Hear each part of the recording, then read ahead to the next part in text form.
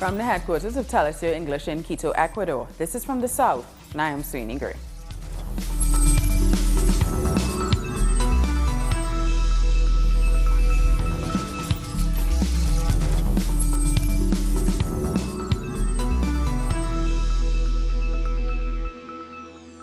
The Senate in Argentina is scheduled to vote on the 2019 budget bill on Wednesday afternoon. The project has already been approved in the lower house, but there have been heavy protests against the budget for several weeks. Protesters say that this budget will harm economically vulnerable people and that issues like food shortages can no longer be tolerated. President Mauricio Macri needs this budget to be approved to maintain his agreement with the International Monetary Fund. We're being joined now from Buenos Aires by Martin Carlos. He's an Argentinian economist. He's a professor at the National University of Sarmiento, and he's a journalist. He's also the director of an economic consultancy, Apica. Thank you, Martin, for joining us. Thank you. Nice to be here. Thank you. Can you briefly explain to us what are the main aspects of this budget? Yeah, mostly it's a budget that includes a lot of cuts. In the broader sense, yeah, it's a big expenditure cut from what we have been having as a budget these past few years. And that's why it's being so rejected by many political and social organizations around the country, because it cuts on social expenditure, it cuts on infrastructure investment, it cuts on almost everywhere where they could cut. In that sense, it's part of a broader program that's been, proposed and accepted by the government and the IMF jointly, and that's a big problem here because of all the memories, the terrible memories that the IMF brings to the Argentinian people. Now, Martin, really quickly, you just mentioned some cuts, but what are some of the main sectors affected by this budget? Well, every sector is affected by the cuts. I mean, the only thing that goes up, and this means higher than the expected inflation, which is 35% for next year. That's what the budget says. The only thing that goes up higher than 35% is the payment of the debt, the public debt. Everything else doesn't go higher than 29%, which means at least 6 points less than the inflation rate. For example, education goes up only 21%. That means 14% less than the inflation that's expected for next year. Housing, it's up 12%, which means a 23% cut. Martin, really quickly, how does this budget fit into Argentina's bailout deal with the IMF? Well, that's the thing. It's almost a requisite for the bailout deal, because the IMF it's making sure that we can pay the debt. The rest of the expenditure doesn't doesn't matter that much to them, and that's why they are cutting everywhere where they can. The intention is to get to a 0% deficit next year. I mean, a balanced budget. Which we will see if they can. And this is only the primary budget. I mean, the equilibrium, the balance, won't take into account the payment of the debt. That will still be something for what we will need financing. Martin, two questions really quickly. What should Argentina be doing? What should they have in the budget? What are your recommendations for Argentina to reach a zero, to balance their budget next year? And is there any chance that the Senate could reject this budget? And what would happen then? Well, I think there's no chance the Senate will reject it. The coalition between the government and part of the Peronism is going to approve it. And for the other half, well, it's always difficult, but the main thing is we should have a budget that promotes growth. It's always easier to cut the deficit when you're growing, and right now we're in the middle of a recession, a very big recession with the worst social and labor indicators in 20 years since our 2002 crisis. So that's not something that should be being even considered. We should be spending in development policies and right now we are just cutting them. Unfortunate. Martin, thank you so much for chatting with us. We really appreciate your insight on this. Thank you, and good afternoon. After breaking away from the main caravan in Mexico City, a group of migrants has arrived on Tuesday night at the border city of Tijuana. Around 400 people reached the border city via buses. They hope to be granted asylum in the United States, but first, they're waiting for the first group to reach Tijuana as well. The U.S. military has sent additional security personnel to the border to prevent their entry. The migrants say they remain undeterred despite the hostile response of the Trump administration. The migrant caravan in Mexico is traveling towards the north. Despite the challenges they face, they press on. In the early hours of the morning, the caravan gets ready to leave the Guadalajara shelter, but not before they repay the favor to their hosts. We do what we know and can, which is cleaning. The place was so clean when we arrived, so we must leave it clean. A fleet of buses is waiting for them to drive them closer to the border with Nayarit.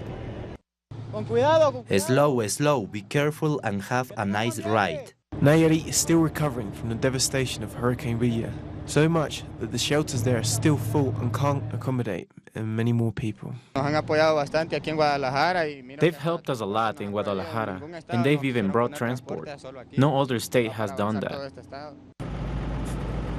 The migrants will be dropped off 90 miles away from where they have to get their next lift, as it's a difficult route. Whatever happens later, it is the responsibility of the governor of the place where we were before. Their spirits are soon raised when they arrive at the Ixtal del Rio and see the transport that awaits to take them to Sinaloa. Despite the obstacles, the caravan traveled across 2 Mexican states in only one day.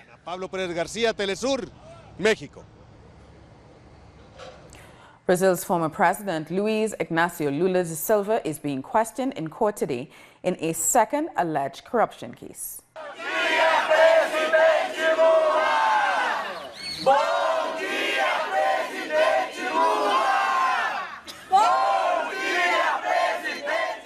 Lula's supporters gathered to wish him a good day outside the prison in Curitiba, where he's already serving a 12-year sentence. They say this new case, known as the Atibaia case, is just another attempt to use the courts to keep the former president out of political life. Trade unions, the landless movement, and the Workers' Party lawmakers are all accompanying Lula to court. And Cuba has announced it is pulling out of the program whereby it supplies doctors to poor communities in Brazil. Some 20,000 Cuban doctors and medical staff have worked in Brazil as part of the More Doctors program. It was set up by the then president, Dilma Rousseff, of the Workers' Party in 2013, in conjunction with the Pan-American Health Organization. The Cuban government say that President-elect Jair Bolsonaro has insulted the Cuban doctors and promised to change the terms of the program. So to discuss both issues further, we go live to our correspondent, Brian Mayer, who's in Sao Paulo. Hello, Brian. Thank you so much for joining us. Hi, how's it going? I'm good. Can you explain to our viewers what this Atibaia case is all about? Okay, well, basically, Judge and prosecutor Sergio Moro gathered several different charges to make against Lula to see if something could stick in this, what is being characterized by a lot of international observers like Jeffrey Robertson, the Queen's Counsel, as a lawfare attempt that was raised against ex-President Lula to prevent him from running for office this year, that was set up by the man, Moro, who's just agreed to be Jair Bolsonaro's Minister of Justice. So he's now come out as an active player in the political process. So last week, Lula's defense team submitted a motion for habeas corpus to the Supreme Court for Lula to be released immediately because of the fact that Moro's accepting this political position in the Bolsonaro government is a clear sign of conflict of interest. And so in a way to diffuse or defragment energy that's been put on this from all over the world on this conflict of interest, they just brought to, push forward another case against Lula, which was originally filed about 2 years ago. The charges are even more frivolous than the charges related to the triplex apartment in Guarujá. Okay, in this case, there's no evidence that Lula is owner of the property in question. It's a ranch that's communally owned by a couple of friends of his who he's known for 30 or 40 years. And he started hanging out there when he had cancer in 2011 because his friend who owns part of the ranch has Parkinson's, and they've been spending Christmas together for like 30 years. And they're trying to act as if these friends of Lula are kind of like patsies that secretly owned the property for him. And they've been spreading in the media misinformation about the value. At one point, they were saying there was a yacht on the property, and it turned out to be a 14-foot aluminum fishing boat for this tilapia pond. And it's not a very luxurious residence, nevertheless, not something that Lula would not be able to afford as former president of Brazil. But it's a way to take international attention away from the fact that the man who raised all of the charges and was allowed to judge on his own case without a jury, Sergio Moro, is now becoming justice minister for a neo-fascist regime by working for former military captain from the dictatorship, Jair Bolsonaro. So, Brian, there are social movements out today in Curitiba. What are they actually doing in support of Lula during this hearing? Well, they showed up just as there's been hundreds and even thousands of people camped out for over 200 days now in front of the federal police headquarters where Lula's been held in solitary confinement, yelling good morning, good afternoon, and good evening to him every day, and he can hear it in his cell. The people came to the court. This is the first time Lula's been out of his prison since he was arrested in April, over 200 days ago. And they lined up in front of the courthouse to show solidarity with him, to show that they believe him and that they're on his side. They know that it's a political persecution. So, Brian, just to switch gears a bit, we just mentioned the Cuban doctor program. We just mentioned that the Cuban government has decided to withdraw their More Doctors program from Brazil. So talk to us about that program and why they are pulling out. Well, it was a really great program. As you probably know, Cuban doctors are among the world's best. And the position of doctor in Brazil is an elite position traditionally held by very wealthy white people. And Brazil never had a shortage of doctors. The problem was that all of the doctors want to live in the fashionable cities like Rio and Sao Paulo. No one wants to go out to small towns in the country. So Dilma Rousseff created this program, Mais Médicos, in which she invited Brazilians first to take these positions in little towns and in favelas across the country that nobody wanted at a decent salary. And if they were not filled by Brazilians, she invited Cubans, doctors, to take the position. So they brought 20,000 doctors in.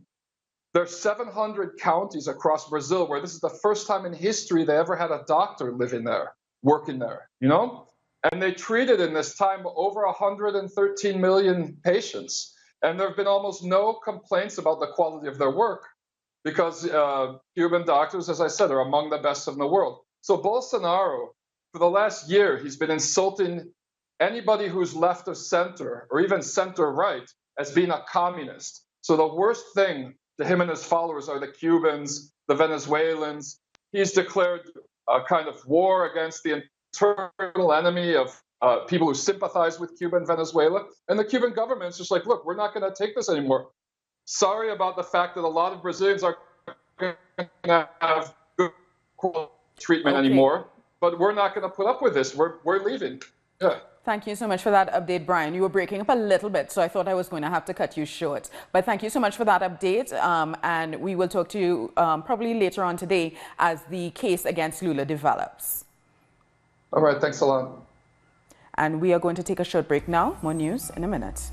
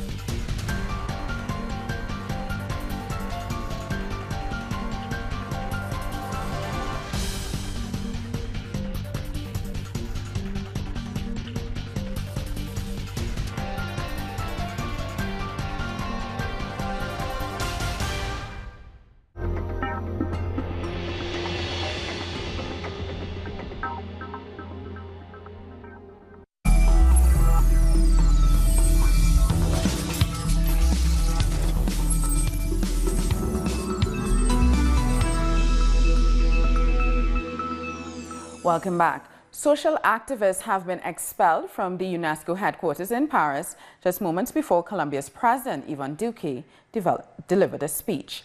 Activists were protesting the increasing deaths of social leaders throughout their country. Videos circulating via social media show security personnel removing demonstrators from the site. They said other Colombian citizens were also barred from attending the event.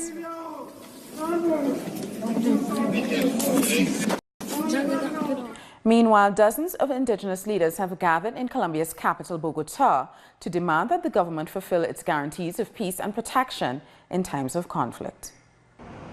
Members of the indigenous communities from the Department of Choco arrived in Bogotá demanding a solution to the ongoing violence they have to endure. Over 4,000 members of our communities have been detained since the signing of the peace agreement. Nearly 2,000 of us have been displaced all over the country. Territorial control by the ELN and other armed groups, as well as the growth of the black market, has contributed to the escalation of violence, especially in the Valle del Cauca and Nariño and Choco regions.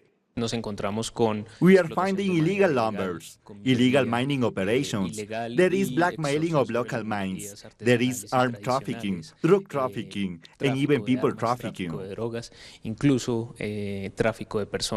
Experts argue for the government to implement effective policies to tackle this humanitarian crisis, policies that will develop and empower indigenous communities, not marginalize them further.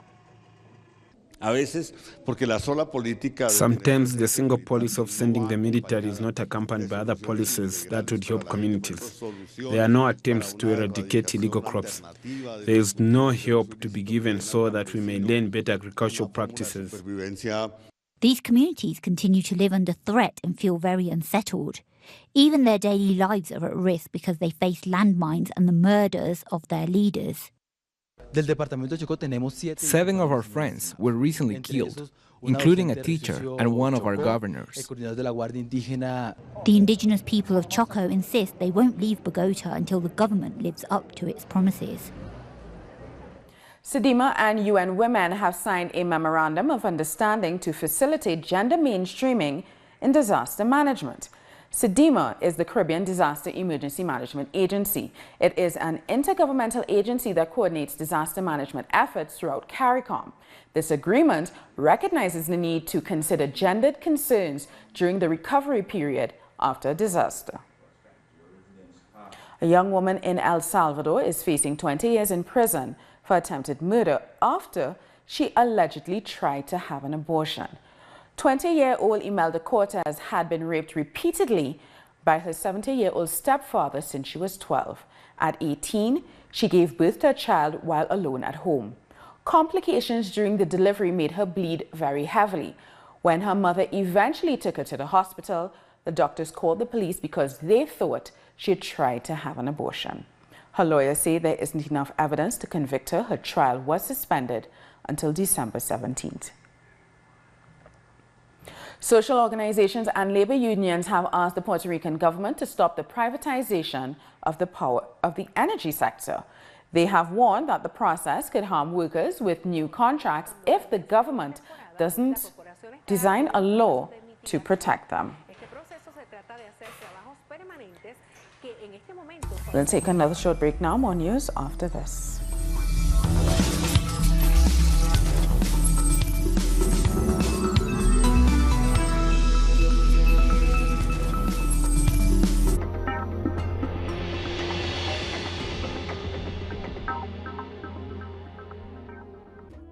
An occasion to enjoy the cultural diversity that defines our South American essence. Come along to find out the story behind these personalities, traditions, and artistic expressions that unite us as a whole. Real Lives, Friday, only on Telesur.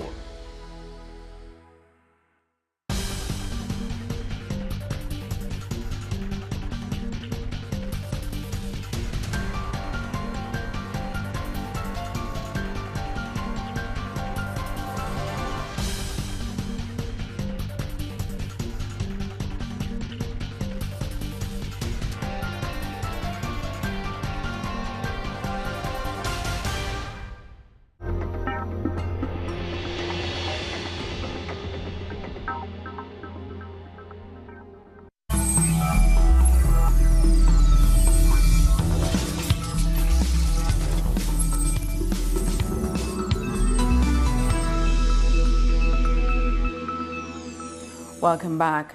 British and European Union officials have agreed on the draft text of the deal for the United Kingdom to leave the bloc after months of negotiations. It will reportedly contain a backstop that would prevent hard border checks with Ireland. British Prime Minister Theresa May says the draft Brexit deal is delivering on the promises of the 2016 referendum.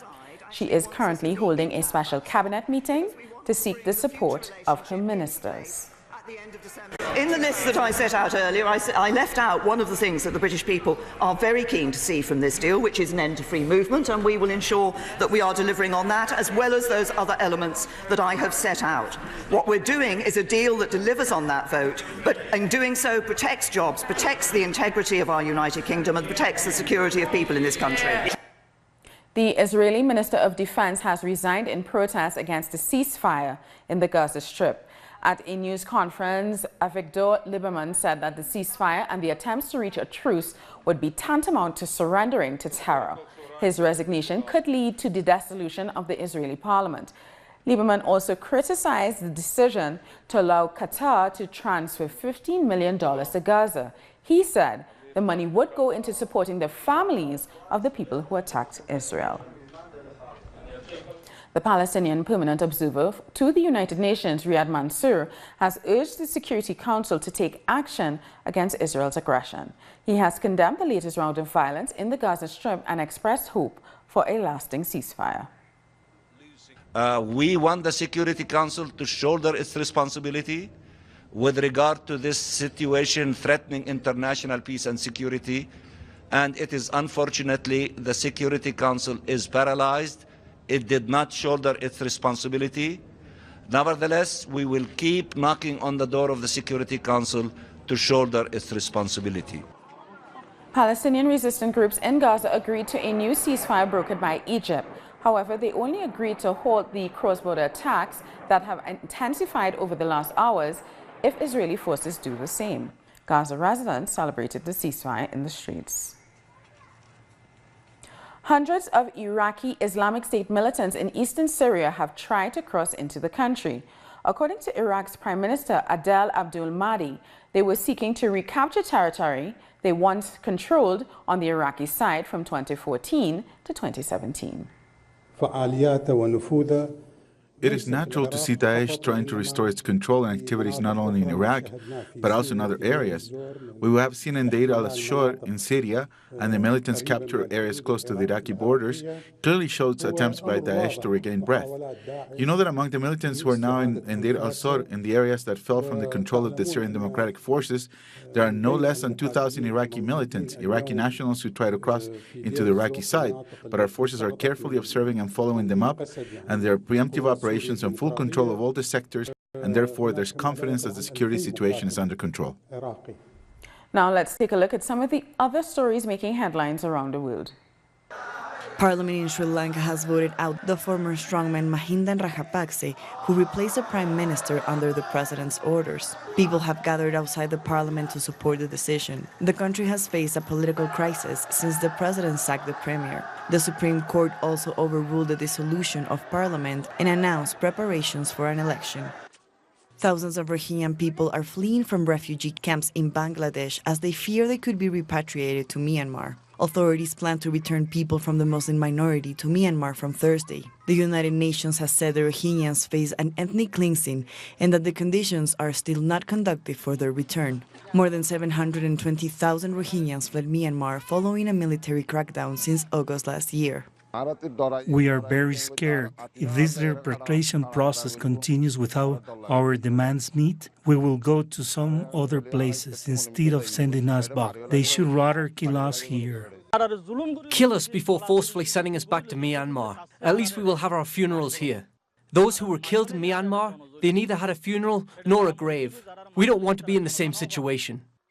A new fire has stopped the fire developed in Southern California, growing rapidly towards a residential area in Fontana. This South Fire, now called Sierra Fire, is the latest to emerge in the area in Southern Wildfire Front. Wildfires began on Monday, killing 48 people, becoming one of the most lethal wildfires in California's history. And we've come to the end of this news brief. For these and many other stories, you can find them on our website at tellsusenglish.net. And for our viewers in Africa, we are on StarSat Channel 461 in South Africa and Channel 539 in Nigeria. And everyone can join us on social media because we are on Facebook, Twitter, and Instagram. To Telstra English, I'm Sweeney Gray.